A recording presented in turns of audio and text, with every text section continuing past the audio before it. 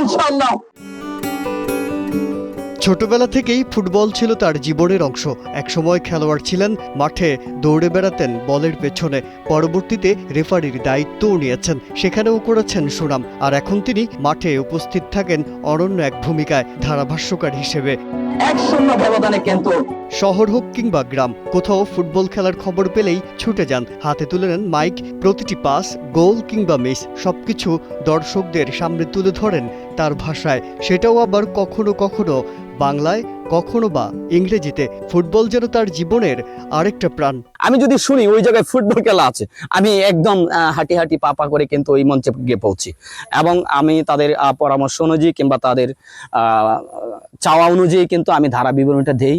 তারা আমাদেরকে অনেক ভালোবাসে, আমাকে অনেক ভালোবাসেন। নজরুলের এই যাত্রায় পরিবারের সমর্থনও রয়েছে। শুরু থেকেই বাবা উৎসাহ দিয়েছিলেন। এখন বাবা বেঁচে না থাকলেও মা, স্ত্রী ও সন্তানরা সবসময় পাশে আছেন, এটাই যেন তার সুখ। ছোট থেকেই যাকে অত্যন্ত ভালোবাসতাম কিংবা তাকে আমি ফলো করতাম, চৌধুরী জাফরুল্লাহ শরাফত, অত্যন্ত প্রিয়ভাজন, শ্রদ্ধাভাজন। নট অনলি বাংলাদেশ, তিনি কিন্তু বিশ্বনন্দিত একজন ধারা বিবরণী দিয়ে থাকেন, ধারাভাষ্যকার। ওনাকে ফলো করে কিন্তু আমি প্রায় মঞ্চে একটু একটু চেষ্টা করতাম।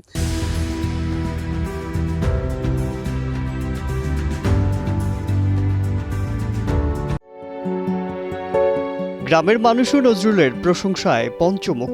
যারা তাকে ছোটবেলায় বল পায়ে মাঠে দৌড়াতে দেখেছেন, তারা আজ তাকে শুধু গ্রামে নয়, বিভিন্ন স্থানে জনপ্রিয় ধারাভাষ্যকার হিসেবে দেখে গর্বিত হন। শুধু তাই না, নিজ গ্রামের তরুণ যুবকদের খেলায় উৎসাহ দেন নজরুল। তারাও তাকে পেয়ে খুশি। হ্যাঁ, ছোট সময় থেকে ফুটবল লিয়া খেলা মেলা, ছোট সময় থেকে পোল্যান্ডে লিয়া ফুটবল খেলতো। তার খেলা দেখতাম, বিশাল মানে দৌড়াদৌড়ি হতো, একটা আনন্দ। তার বাবা এই খেলাটা দেখে খুব আনন্দ, খুশি করে, আত্মরাজিত। খুব ভালো ছেলে একটা। যাবতীয় খেলাধুলা যা লাগে উনি আমাদেরকে দেন, যেমন ফুটবল আছে, অনেক ধরনের যুগাল আছে, সবকিছু আমাদেরকে উনি দেন। এদিকে দুর্গাপুরের বিভিন্ন টুর্নামেন্টে নজরুল ইসলাম এখন অপরিহার্য একটি নাম। খেলার মাঠে যখন দর্শক ভিড় করে, তখন নজরুলের ধারাভাষ্য শুধু খেলার খবরই নয়, দর্শকদের আবেগও ছুঁয়ে যায়, এমনটাই বলছেন দর্শক ও খেলোয়াড়রা। তার ধারা বিবরণীর লেভেলটা অনেক হাই, ঠিক আছে। তার ধারা বিবরণী শোনার জন্য অনেকে মাঠে আসে। আমি তার উত্তর সফলতা কামনা করছি। ওনার শব্দধ্বনি, ওনার ধারাভাষ্যের জন্য দেখা যায় প্রত্যেক দিন যে মাঠে আসেন, উনি ধারাভাষ্য দান করে। এতে আমাদের যে মাঠের দর্শক আছে তারা খুবই উজ্জীবিত হয়। যে খেলা যখন সুন্দর প্রাণবন্ত হয়, দর্শকরা হাততালির মাধ্যমে যেভাবে মাতিয়ে রাখে, আমাদের নজরুল ভাই উনিও মাইকের মাধ্যমে আমাদেরকে তেমন উৎসাহ যুগে থাকেন।